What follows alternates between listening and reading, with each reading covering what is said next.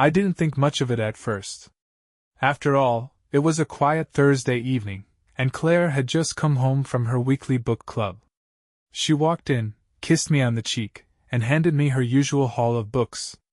Claire and her book club, it was her sacred time, a gathering of minds discussing great literature. Or so I believed. "Here's one I thought you'd like," she said, placing a novel titled The Bridges of Madison County on the coffee table. I raised an eyebrow but smiled. It wasn't my typical read, but I appreciated her thinking of me.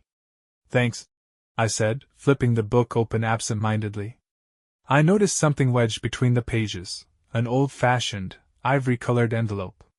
It was slightly crumpled, as though it had been hastily hidden. "What's this?" I asked, holding it up. Claire froze for a split second, her usual smile faltering. "Oh, just a bookmark," she said, laughing nervously. "I probably grabbed it by mistake." She reached out, a little too quickly, to take it, but curiosity had already gotten the better of me. "Doesn't look like a bookmark," I said, pulling the envelope open before she could protest. Inside was a piece of thick, expensive paper folded neatly. The handwriting was elegant, flowing across the page like poetry. It began with, "My dearest C. Every moment I spend with you is a moment stolen from the mundane. Your laughter, your touch. It's as though I've been given a glimpse of a world I thought only existed in dreams. I count the days until I can see you again. Until then, know that you've captured my heart entirely. Yours always, E." My stomach twisted. I glanced up at Claire, who now wore a carefully neutral expression. "What's this?" I asked again, my voice sharper this time. "Oh, that," she said, feigning nonchalance. "It must be from one of the other book club members. They're always scribbling love notes and leaving them in books. It's like a running joke." I stared at her, trying to gauge the truth in her words. Something about the way her eyes avoided mine didn't sit right, but I didn't push further.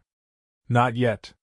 Later that night, as Claire slept soundly beside me, I lay awake, turning the note over in my hands.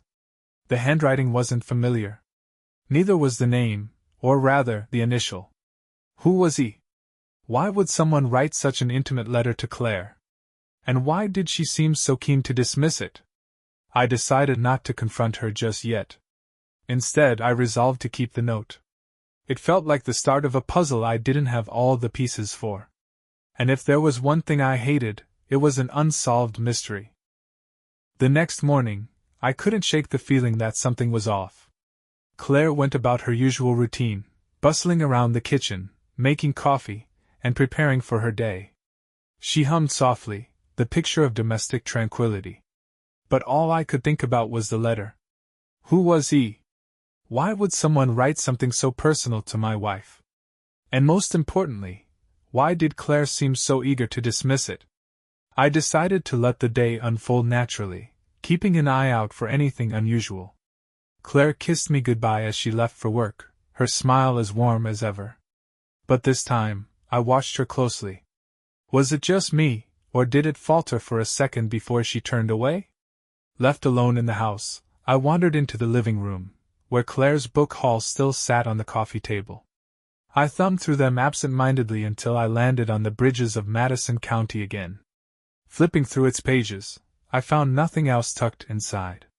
But that letter had planted a seed of doubt in my mind. The books she'd brought home weren't Claire's usual selections. She loved sprawling epics and historical fiction, not sentimental romances. Maybe she was broadening her horizons. Or maybe there was more to her book club than I realized. For the first time, I wondered, had I ever met anyone from this so-called book club? I racked my brain, trying to remember. Claire talked about them often. Paula, Sue, and Eleanor came up the most, but I'd never seen them. No photos. No casual pop-ins. Nothing but Claire's word. And now, her word felt unreliable. Later that evening, as Claire returned home from work, I casually brought it up. "How's Paula doing?" I asked, keeping my tone light. She paused, mid-sip of her tea. "Paula? Oh, she's good. Why do you ask?" "Just curious." Haven't heard much about her lately. Claire shrugged, her gaze darting to the window. She's been busy with work, I guess. Sue too. There was a tiny hitch in her voice, almost imperceptible, but enough to set my instincts ablaze. That night, as she showered, I made my move. I didn't want to invade her privacy, but I needed answers. Her bag, as always, was neatly placed on the dining chair. Inside, I found nothing incriminating, just her wallet, some receipts, and an old lipstick.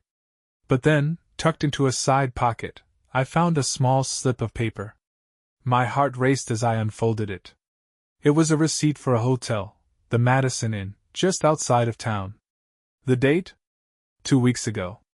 I stared at it, trying to make sense of what I was seeing. Claire had told me she was at the book club that evening. I distinctly remembered her mentioning Eleanor's turn to host. Yet here was proof she'd been elsewhere.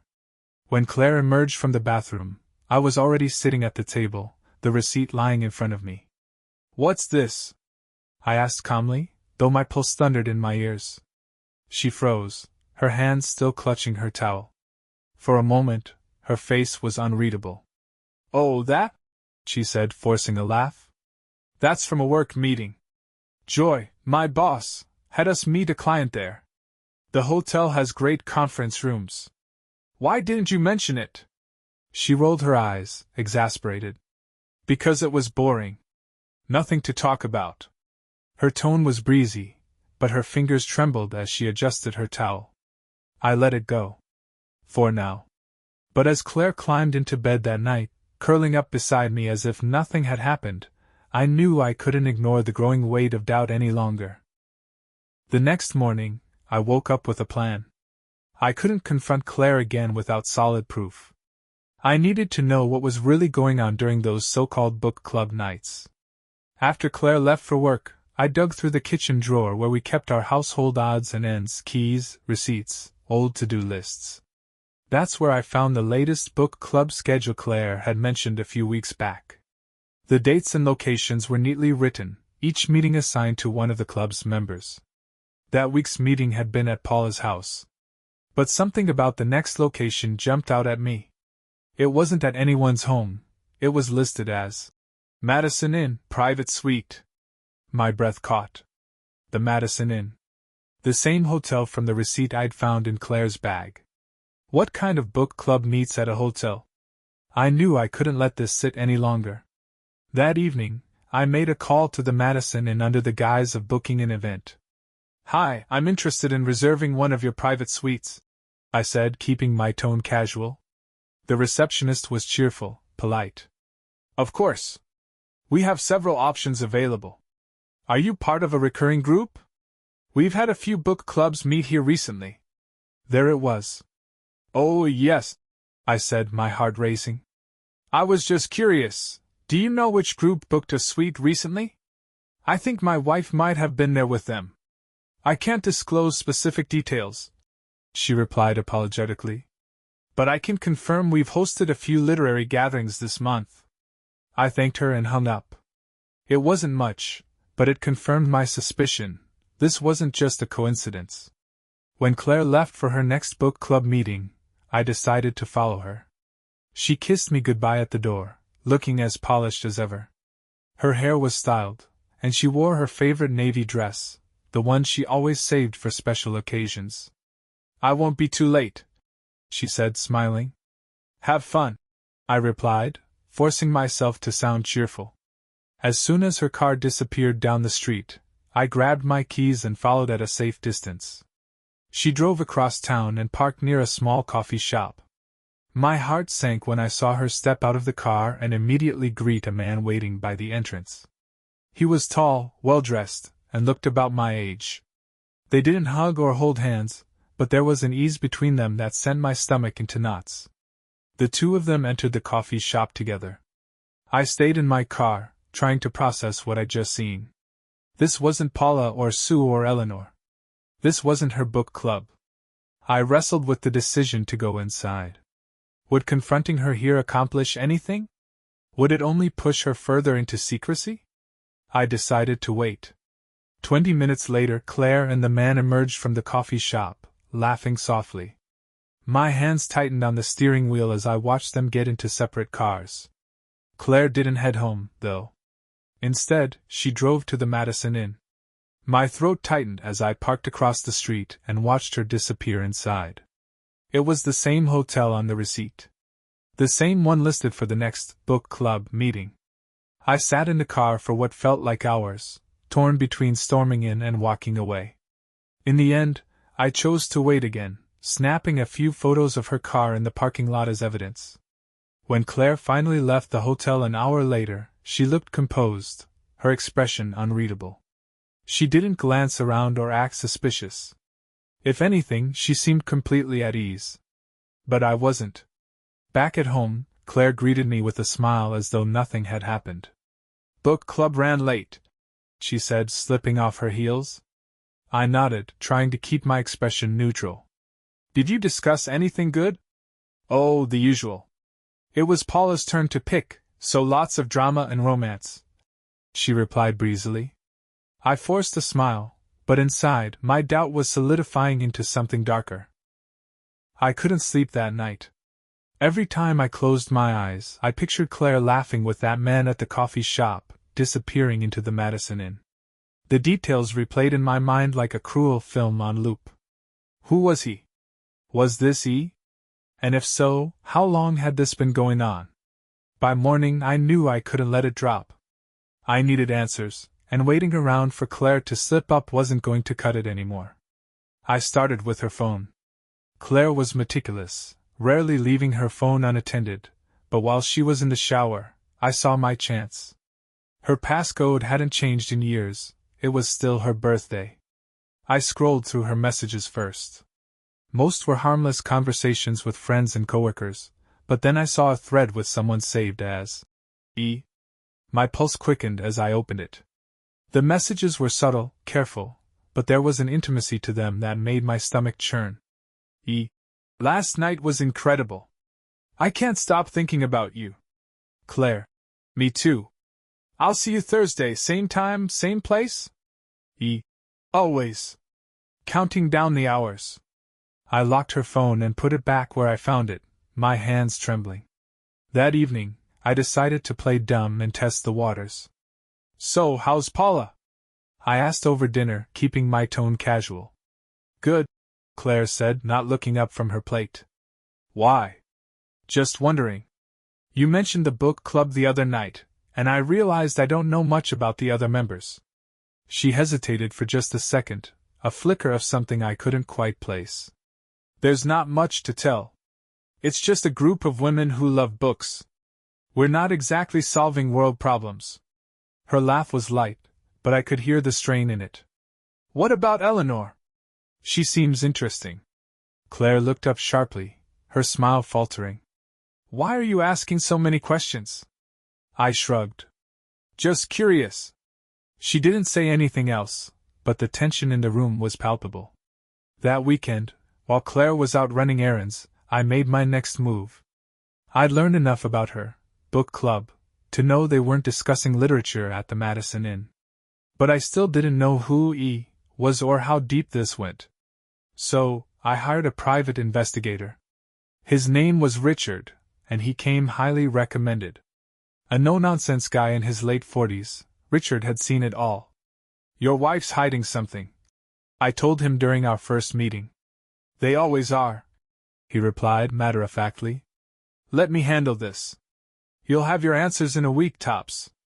I handed him the photos I'd taken of Claire's car at the hotel, the book club schedule, and a printout of her messages with E. "Follow her," I said. "I need to know where she's going, who she's meeting, and what's really going on." The week crawled by.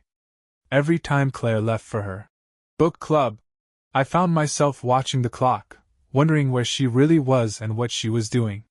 She acted normal at home, too normal. It was almost as if she knew I was suspicious and was overcompensating. Finally, Richard called.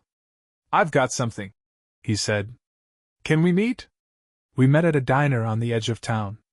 Richard slid a manila envelope across the table, his expression grim. "You were right. he said. Inside the envelope were photos. Claire smiling as she stepped into the Madison Inn. Claire, laughing with the same man I'd seen at the coffee shop. And then, the one that made my blood run cold, Claire and the man, hand in hand, entering a private suite. But it wasn't just any man. It was Eric. Eric, the friendly, well-read guy who'd been part of our social circle for years. Eric, who Claire had always claimed was just a friend. I stared at the photo, my heart pounding. Richard's voice broke through the haze. They've been meeting regularly. Hotels, coffee shops, even a park once. It's been going on for months, maybe longer. I closed the envelope, my hand shaking. This wasn't just a fling. This was calculated.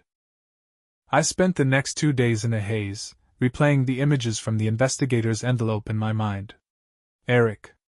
Of all people. The betrayal cut deeper than I could have imagined. Not only was my wife lying to me, but she was doing it with someone I had trusted, a man who had shared our dinners, laughed at my jokes, and toasted our anniversaries. I couldn't let it continue. Claire's next book club meeting was conveniently scheduled for that Thursday. I kept my routine as normal as possible, not wanting to tip her off. We ate dinner together, chatted about our days, and even laughed a little, at least she did. When she left the house that evening, dressed a little too nicely for a gathering of literary enthusiasts, I waited 5 minutes before grabbing my keys. This time, I wasn't staying in the car. I parked a block away from the Madison Inn and entered through the side entrance. The lobby was quiet, the desk clerk barely glancing up as I walked past. My heart pounded in my chest, but my resolve was firm. Richard had told me which suite they'd reserved. I took the elevator to the 3rd floor, my palms sweating as I stepped into the hallway. The door to suite 314 was slightly ajar, a soft murmur of voices leaking into the corridor. For a moment, I hesitated. Did I really want to see this? Did I want to confirm what I already knew? Yes. I pushed the door open. The room was dimly lit, a bottle of wine sitting half empty on the coffee table. Claire sat on the couch, her legs tucked under her, laughing at something Eric had said. He was seated beside her, far too close, his hand resting casually on her thigh. Both of them froze when they saw me. Jack? Claire's voice wavered, her eyes wide with shock. Eric jumped up, his face pale. This isn't what it looks like, he stammered. I laughed bitterly. Really? Because it looks exactly like what it is. Claire stood, stepping toward me, her hands raised in a placating gesture. Jack, I can explain. Explain? I barked. Explain how my wife and my so-called friend have been sneaking around behind my back? How you've been lying to my face for months. Jack, please, Claire said, her voice trembling. Just let me talk. No, I snapped. You've had plenty of time to talk. Now it's my turn. The confrontation was messy. I demanded answers, and Claire stumbled through half-hearted excuses, her usual composure completely shattered. Eric, meanwhile, hovered by the door like a deer caught in headlights, mumbling apologies that only fueled my anger. How long? I finally asked, my voice cold. Claire hesitated, tears streaming down her face. 6 months. I felt like I'd been punched in the gut. And the book club? It was real, at first, she admitted. But then you decided it was the perfect cover. I finished for her, my voice dripping with disdain. Eric tried to intervene. Jack, I never meant for this to happen. It got out of hand. Out of hand? I shouted, stepping toward him. You betrayed me. You sat at my table, drank my beer, and all the while you were screwing my wife? He flinched but didn't deny it. I trusted you, I said, my voice breaking. Both of you. Claire reached out, but I stepped back, avoiding her touch. Don't, I said. You don't get to act like you're the victim here. Jack, please, she sobbed. I made a mistake, a terrible mistake. But I still love you. I shook my head, laughing bitterly. You don't get to say that. Not after this. I walked out of the suite, leaving them both standing there in stunned silence. My heart felt like it had been ripped apart, but I knew one thing for certain: this wasn't over. I didn't go home right away. Driving aimlessly through the quiet streets, I wrestled with a storm of emotions. Anger, betrayal, humiliation, but more than anything, I felt the unbearable weight of disbelief. 6 months. Claire had been lying to me, sneaking around, and making me a fool. The thought of her crying face, pleading for forgiveness, replayed in my mind. She still loved me, she'd said. As if love could excuse months of deceit. By the time I finally pulled into the driveway, the house felt foreign, like stepping into a life I no longer recognized. Claire's car wasn't there. She hadn't followed me. Good. I needed time to think. The next morning, I woke up to find Claire sitting at the kitchen table, her eyes puffy from crying.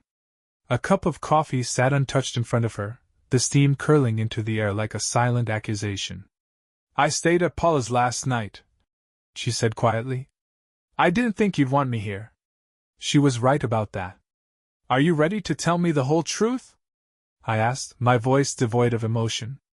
Claire nodded, but her hands trembled as she gripped the mug. She told me everything, or at least, everything she thought I didn't already know. It started at the book club. Eric had joined one night as a guest, claiming an interest in literature. I knew him well enough to know that was a lie. He was there for Claire.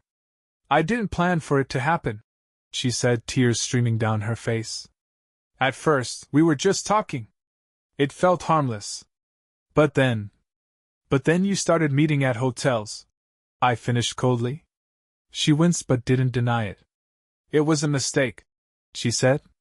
"I know that now. I want to fix this, Jack. I want us to fix this." Her words hung in the air, but they didn't reach me. I didn't feel anger anymore, just a deep, hollow emptiness. I left the house and went straight to Richard, my private investigator. "She admitted to the affair," I told him. "But something still doesn't add up." Richard leaned back in his chair, a knowing look on his face. "You're right. There's more to this." He opened his laptop and pulled up a folder labeled Eric M. "Your friend Eric is quite the character," Richard began. "He's not just a literature enthusiast. He's been involved in 3 previous affairs, 2 of them with married women. And there's something else you should know." Richard clicked on a file, and a series of documents filled the screen. "Eric's financials," Richard explained. "He's in serious debt, credit cards maxed out, loans unpaid. But 6 months ago, he suddenly received a large influx of cash. Guess where it came from?" I stared at the screen, the truth dawning on me. "Claire," I whispered. Richard nodded. "She transferred the money from your joint account. We're talking thousands, Jack. And it didn't stop there. She's been funneling money to him steadily ever since." I couldn't breathe. The affair was bad enough, but now it was clear, Eric wasn't just after Claire. He was using her. And she'd been paying him with our money. "Is there proof?" I asked, my voice barely audible. Richard handed me a file. "Bank statements, transaction records, text messages. It's all here." That night, I confronted Claire again. She was sitting on the couch, looking as if the weight of the world had crushed her. "You didn't just betray me," I said, tossing the file onto the coffee table. "You financed him. You gave him our money." Her face turned pale as she flipped through the documents. "Jack, You didn't just cheat." I cut her off. "You sold out our marriage. Our life. For what? Some guy who doesn't care about you. Do you even know how many women he's done this to?" Claire's sobs were the only sound in the room, but I couldn't bring myself to care. "I want you out," I said finally. "Take whatever you need, but I want you gone by the end of the week." That night, I slept in the guest room. The house felt quieter than ever, the air heavy with the weight of betrayal. But I wasn't done. Eric had taken from me, and I wasn't about to let him walk away unscathed. I didn't just want answers anymore.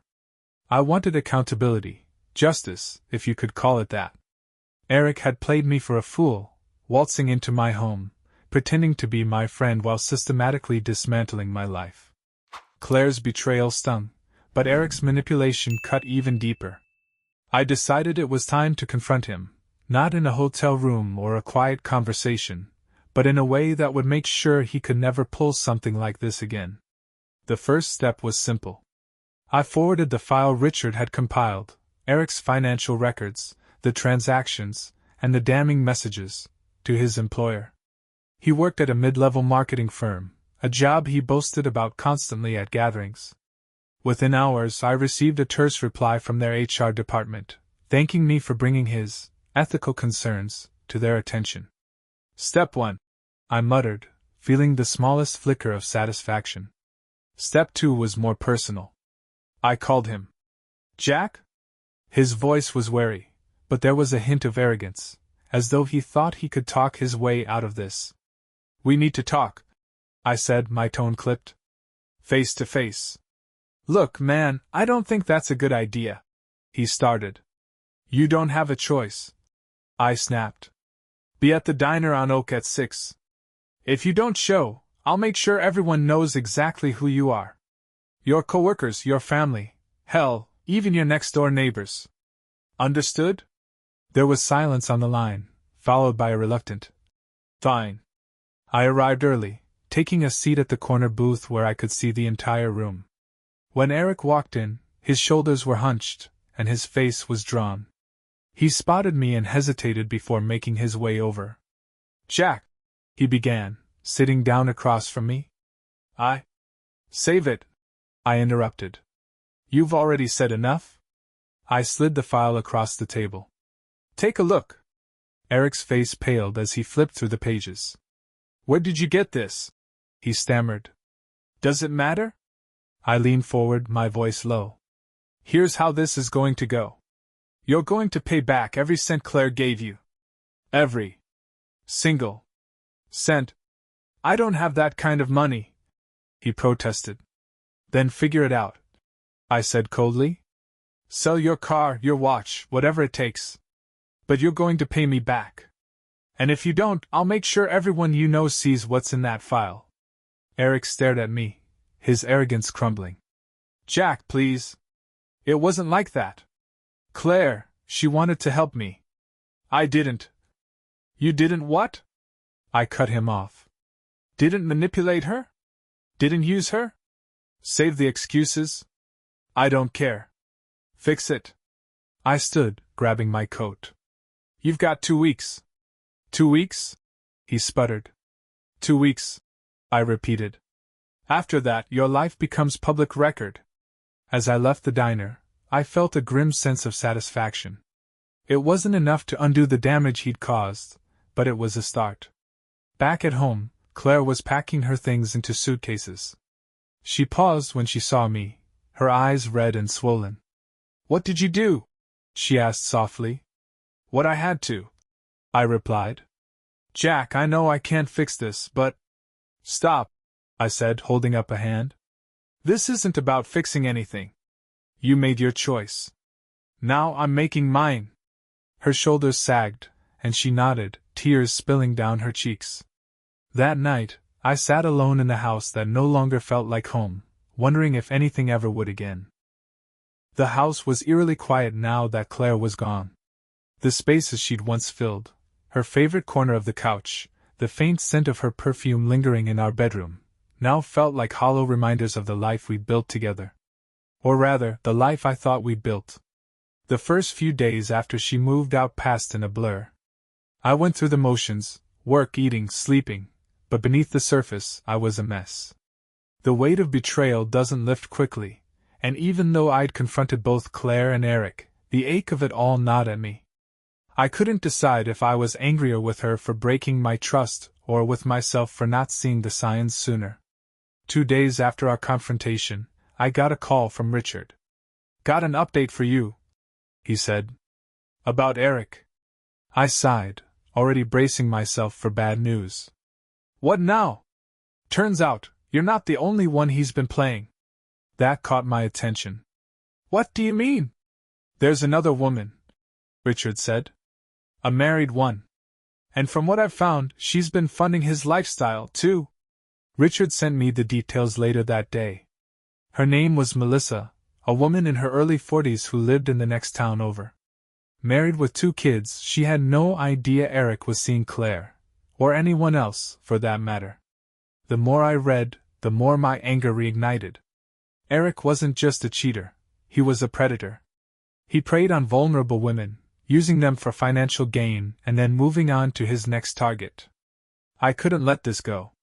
That night, I debated my next move. Part of me wanted to wash my hands of the whole thing and move on. But the other part, the part that couldn't stand the thought of Eric getting away with it, refused to stay silent.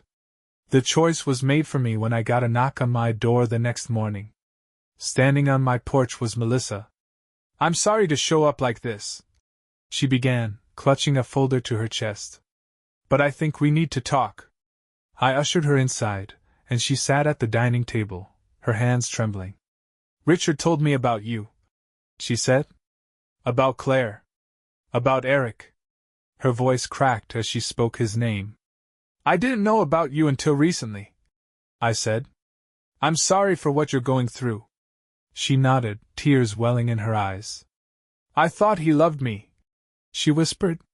"I thought I was special." She opened the folder, revealing pages of bank statements, text messages, and photos. Eric had been bleeding her dry for years, promising her a future together while maintaining his web of lies. "Why did you come here?" I asked gently. "Because I want to stop him," she said, her voice hardening. "I want to make sure he never does this to anyone else." "Then we're on the same page," I said. Together, we devised a plan. Melissa was willing to expose Eric publicly, but she wanted to protect her family in the process. I agreed to help her, using what Richard had gathered to supplement her evidence. The goal wasn't just to confront Eric but to unravel his entire operation. Over the next week, Melissa and I worked tirelessly. We contacted other women Eric had been involved with, most of whom had no idea about his lies. One by one, they shared their stories, each more damning than the last. By the time we were done, we had enough to bring him down. 2 weeks after my confrontation with Eric, we confronted him together. Melissa, myself, and 2 other women he'd scammed met him at a neutral location, a cafe he frequented. When he walked in and saw all of us waiting, his face went pale. "Sit," Melissa commanded, her voice steady. Eric looked at me, then at the others, before reluctantly taking a seat. "What is this?" he asked, trying to feign innocence.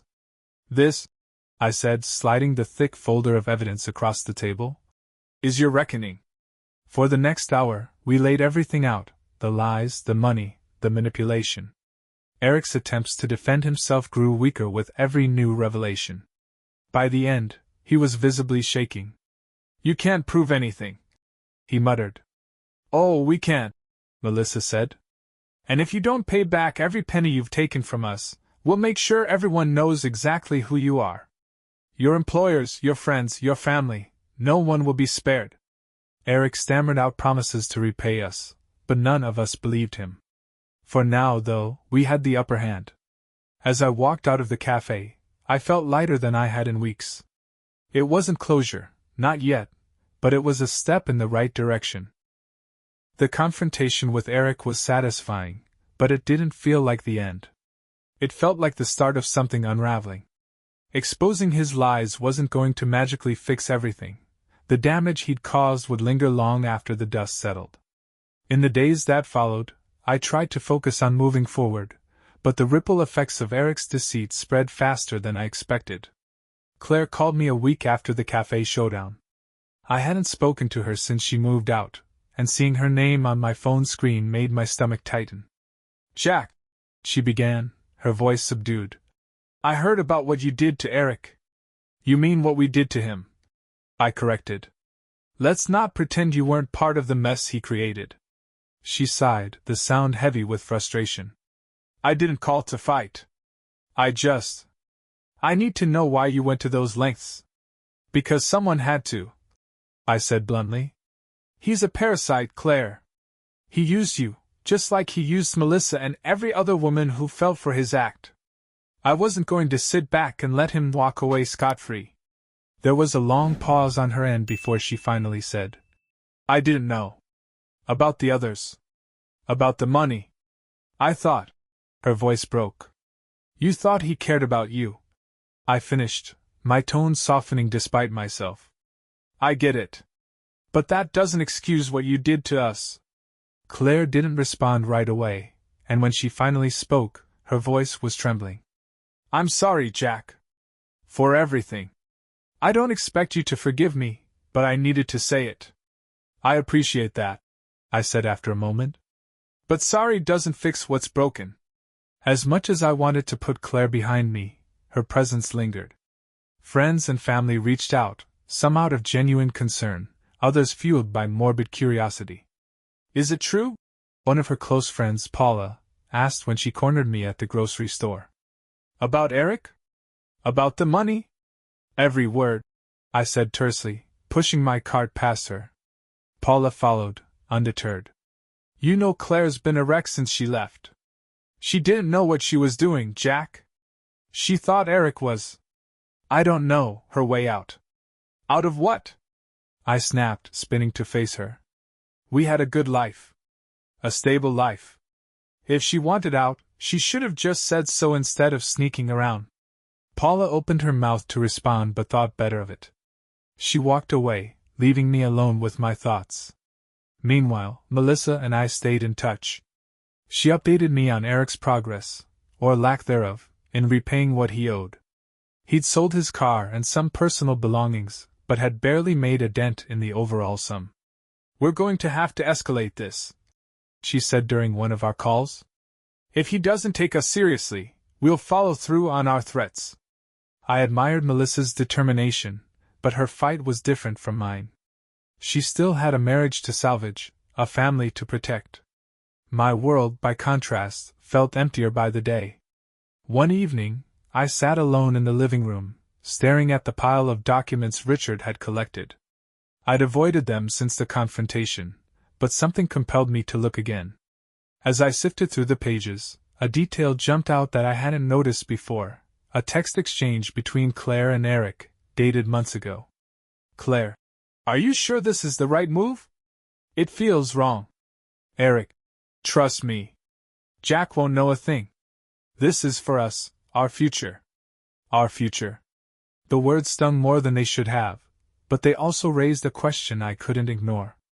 Claire hadn't just been manipulated, she'd been complicit. Somewhere along the line, she'd chosen Eric over me, not just emotionally but practically. I called Richard the next morning. "There's something I need you to look into," I said. He didn't ask questions, just took the information and got to work.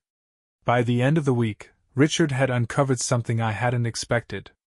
"Eric wasn't just using Claire for money," he said. "He was setting her up to take the fall if things went south."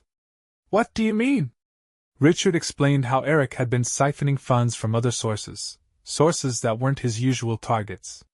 Bank accounts tied to Claire's name, forged under the guise of joint ventures. He was planning to disappear, Richard concluded, and leave her holding the bag. The revelation hit me like a freight train. Claire wasn't just a victim of Eric's manipulation, she was dangerously close to becoming collateral damage in his scheme. Despite everything, I couldn't let that happen. The revelation that Eric had set Claire up as a scapegoat was both infuriating and unsettling.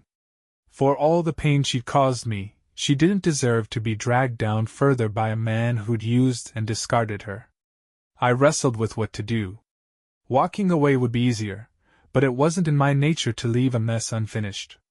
If Eric thought he could escape without consequences, he was sorely mistaken. I met Melissa at her house the next day. She greeted me with a strained smile, her kids playing in the yard behind her. "I've been thinking," I began. "Eric isn't just a cheater, he's a con artist. We need to go beyond repayment demands. We need to expose him fully." Melissa nodded, her expression grim. "I've been feeling the same way. If we don't stop him, he'll just do this to someone else."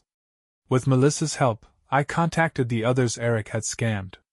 Together, we compiled every piece of evidence: bank records, text messages, and Richard's findings about Eric's broader financial schemes.